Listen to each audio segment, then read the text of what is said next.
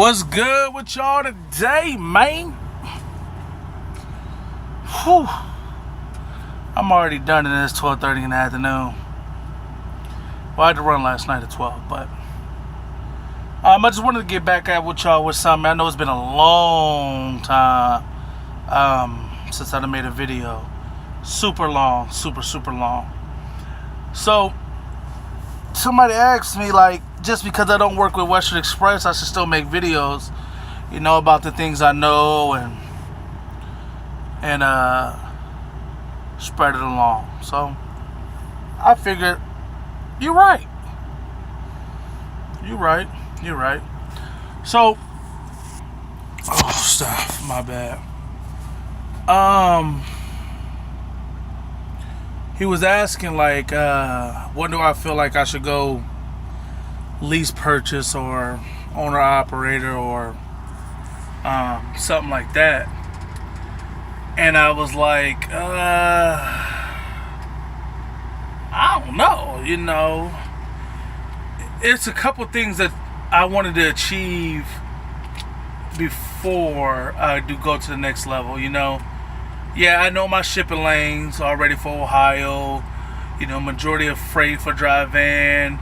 And I'm just saying, like, dry van only, I know reefer is the same damn thing, but, if you want to qualify for reefer, it's the same thing, but you have to specify that you're going for reefer, you know what I mean? And reefer only, or reefer dry van, whatever the case might be, depending on whatever company it is. Mainly is, you can run the south a little bit. Nothing goes into Florida, nothing. I mean, nothing comes out of Florida, really. Let me rephrase that. It's a lot of shit that doesn't come out of Florida for dry van that's going to pay well. Other than Florida, I mean, Texas is good, but you don't really want to run too far away from your home state. I live in Ohio, so everything will be good because there's a lot of freight out of Ohio. Indiana, Chicago, Illinois, my bad, Michigan, Indiana.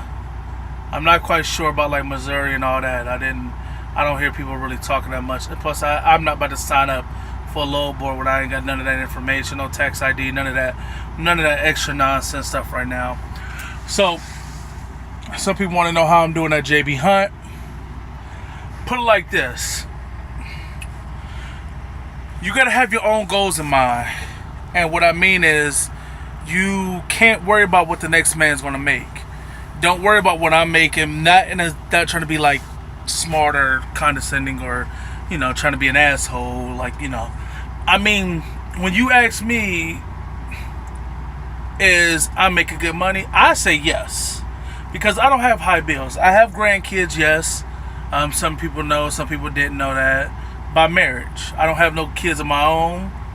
My bills are low, so me, I can save a lot of money, put it like that, every week. So the current situation I'm in right now, I'm home once a week. I run dedicated. I run Michigan, upper New York, like Buffalo, Syracuse, Kentucky, Indiana, Ohio, Pennsylvania. And I get paid 44 cents a mile, dropping hooks, and I average about 2,500 miles a week. Good, okay health insurance. But what I mean by goals, that wasn't the goal. Money running was not the goal. Okay. Well, obviously it's the goal. You want to get money and try to get opportunity with home time. But I mean, goals is like, what do you want to achieve with making money? You can sit up here and say you get all the money in the world. Oh, I make 55 cents a mile. Oh my God. And I'm running, 3,000 miles plus a week. Okay.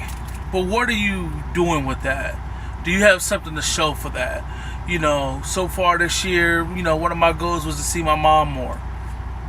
I'm in a job opportunity where I didn't see my mom more this year than I have in the past 9 years. as well. At least pay off one or two of my vehicles. I got one of my vehicles paid off, and I'm not talking about no. Well, I guess it's 5 years old, so I guess we got that paid off. I'm working on paying off my truck itself. I got 7,000 left on it. I just bought it last year. It was a $15,000 truck, so I'm down to $7,000 with that already.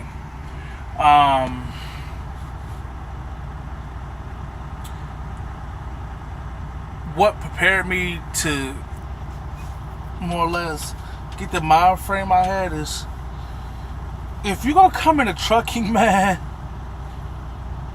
know what you're getting yourself into, man, because it's gonna be rough out here. Don't jump into trucking because you see all these YouTube pages talk about, oh, trucking's easy, trucking's this, trucking's that. Do your research, man, especially on these companies that's trying to fuck people over. If you ain't got the money to go out there and get your CDL, then make sure you go with a trucking company that's going to pay your tuition back in 1 year. A lot of people do it. People go through Swift. Some people go through KLLM. Some people go through USA Trucking, PAM. That's just to name a few. I'm not saying go jump on one of those and do it. Not at all. I'm just saying, in order for you to be successful out here, you got to make sure it's like 5 key things I could think of right off the bat that you need to make sure you do before you even think about coming out here. You need to make sure your relationship is good between you and your significant other. If you are in a relationship, you got to make sure your relationship with your kids are good, or their baby mother.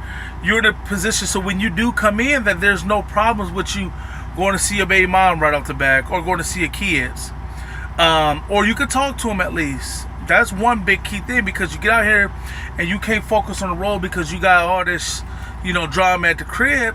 It's gonna stress you out, and you ain't gonna be able to focus.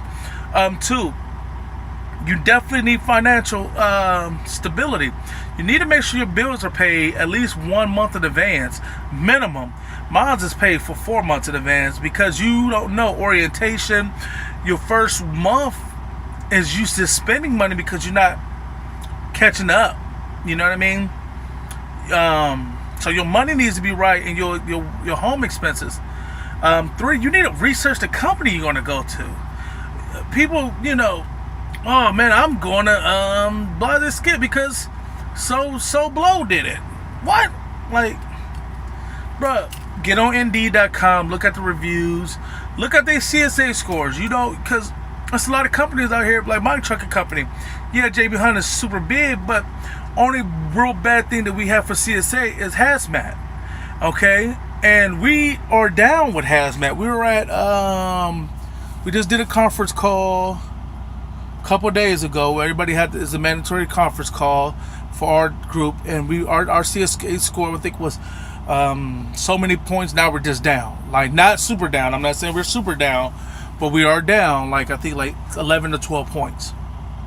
Which, that's the difference between all hazmat getting pulled in to the scales and, level 1s and level 2s being run, other than just getting the green, getting the green light. And you need to look at people's CSA scores before you go. Another thing, have a goal in mind. If you say, hey, I want to get my first year in and then do lease purchase after that, well, while you getting that first year in, you need to learn what lease purchase is going to come to, because lease purchase isn't about, oh, get in there. No, first off, lease purchase, you're gonna be paying big bucks for lease purchase. We talking about, nobody pays off a lease purchase truck, and if you do, and if it's some quality, you must have been on that for a long time. I have seen a lot of people with Snyder Finance pay off their vehicles. I talked to one truck driver who actually went through, I think it's called Lone Mountain, he said. And shit, yeah, Lone Mountain. I think it was Lone Mountain. Paid off his vehicle. But both of those people didn't have kids, and they stayed out like 6 months at a time. So they were very goal-oriented on getting their truck paid off. Me personally, if you are going to do that,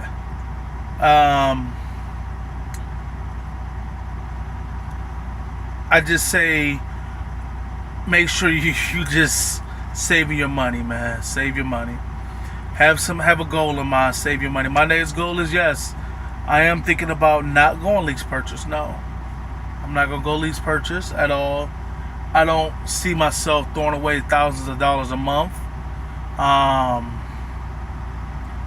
to a company that I'm not gonna get to keep the truck. That doesn't seem well. I grew up without having money, and I'm not gonna throw away my money to make money. That's stupid. When I can learn to save my money, save now, and if it does come into a problem where I buy my truck and go somewhere, that if I need to come out of pocket for something, I can do that.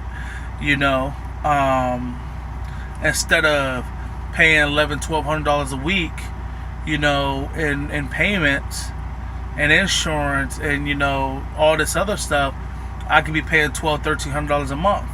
You break that down, that's $400 a week, $500 a week. That's a good that's a good wage for cars and trucks out here. Yeah. So plus I have a lot more I need to learn about the business aspect, and I'm still watching. I do watch like Lil Sean and the Wright brother and TB obviously.